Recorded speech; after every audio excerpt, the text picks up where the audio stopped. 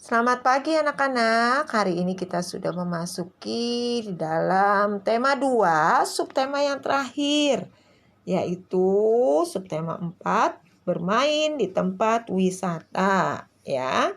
Untuk pembelajaran bahasa Indonesia saat ini anak-anak, yuk bermain di tempat wisata. Ya, apa itu tempat wisata anak-anak? Tempat wisata sebagai contohnya adalah ada pantai, ada puncak, ada kebun binatang, ada wahana air. Nah, kalau di Bogor itu yang terkenal adalah tempat wisatanya adalah Kebun Raya Bogor, ya. Namun saat ini Ibu akan menjelaskan tentang liburan di pantai, tempat wisata pantai, ya. Nah, di sini ada, coba kalian perhatikan gambar, ya. Ada anak-anak murid sedang berlibur ke pantai bersama ibu guru. Nah, kita perhatikan ya percakapannya ya di sini ya. Anak-anak, kita hentikan dulu kegiatan bermainnya. Nanti bisa disambung lagi. Sekarang kita melakukan pengamatan tentang benda yang ada di pantai dan benda yang digunakan untuk membuat istana pasir.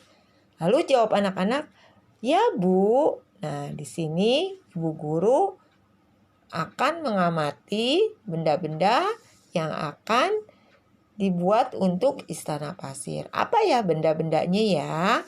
Yang pertama, ya, kalau untuk membuat istana pasir anak-anak, pastinya kita memerlukan air. Nah, kita akan mempelajari saat ini ciri-ciri air ya. Nah, setelah anak-anak mengamati air, kalian bisa menyebutkan ciri-cirinya. Nah, ciri-ciri air itu adalah bentuknya berubah sesuai tempatnya. Nah, air itu tidak berwarna. Lalu, air mengalir dari tempat yang tinggi ke tempat yang rendah. Nah, air juga termasuk ke dalam benda cair.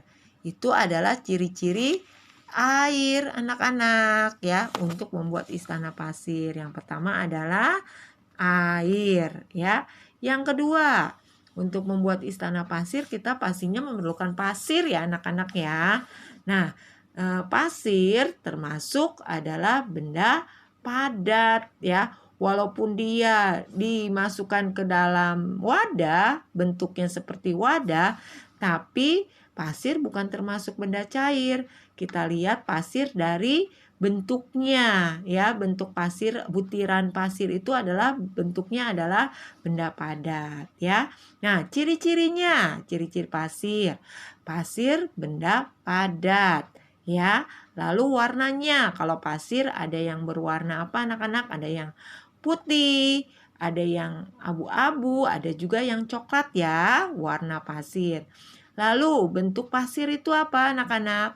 Bentuknya tetap dan pasir termasuk benda padat ya. Selanjutnya ada di sini sekop. Nah, kalau untuk membuat istana pasir, kalian pastinya memerlukan sekop ya. Yang kalian gunakan bukan sekop yang besar, tetapi sekop yang kecil. Nah, di sini kalian bisa menyebutkan ciri-ciri sekop.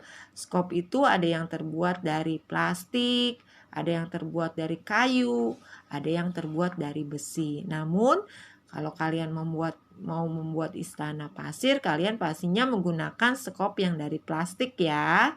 Nah, di sini ada skop yang dari plastik, warnanya apa anak-anak? Ciri-cirinya warnanya hijau. Lalu kegunaan skop ini untuk apa? Kegunaan skop adalah untuk mengambil pasir ya. Nah, lalu kalian bisa juga sebutkan lagi ciri-ciri skop, ada pegangannya dan skop termasuk benda padat. Nah, untuk membuat istana pasir, kalian memerlukan ember ya. Nah, di sini Ibu berikan contoh gambar ember ya. Kalian bisa sebutkan ciri-ciri gambar ember ini ya.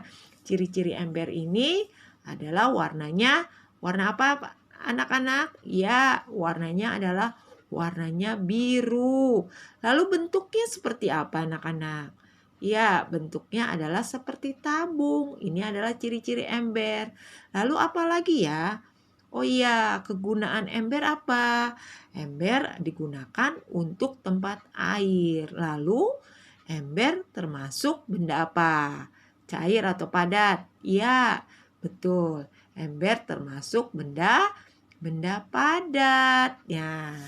Lalu kalian bisa lihat lagi kalau di pantai kalian melihat yang namanya kulit kerang ya.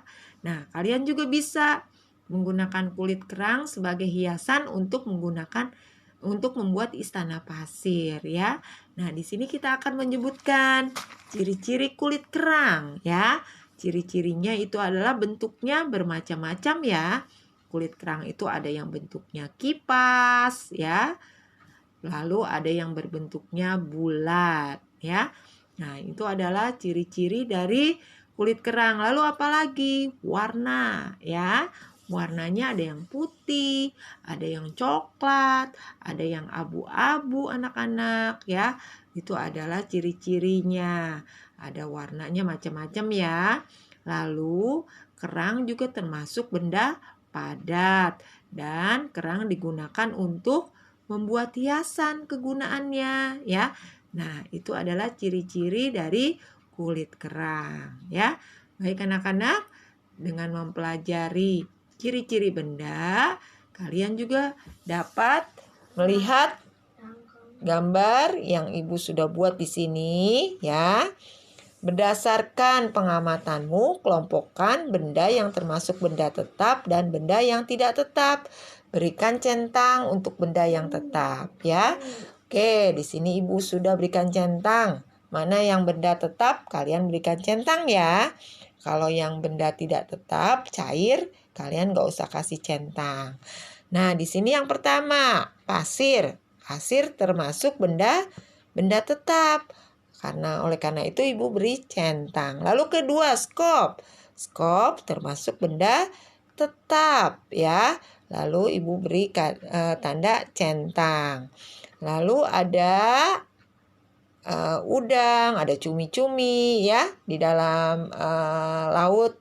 Nah, di situ termasuk benda tetap. Ibu beri centang. Ada ember, benda tetap, Ibu beri centang. Lalu ada cetakan untuk membuat istana pasir, Ibu beri centang ya. Nah, di sini ada air. Kenapa Ibu nggak beri centang? Karena air bukan benda tetap. Air adalah benda cair. Lalu ada kulit kerang. Kulit kerang Ibu beri tanda centang karena benda tetap. Lalu ada minyak. Minyak bukan benda tetap. Makanya Ibu tidak beri centang ya. Karena itu adalah termasuk benda cair. Nah, baik anak-anak. Demikian penjelasan Ibu untuk ciri-ciri benda. Nah, untuk tugasnya kalian mengamati benda yang ada di dalam rumah kalian. Nah, kalian sebutkan ya ciri-cirinya. Sebagai contoh, misalkan kalian mempunyai benda di rumah. Contohnya ya, mobil-mobilan ya. Mobil-mobilan atau boneka deh. Boneka.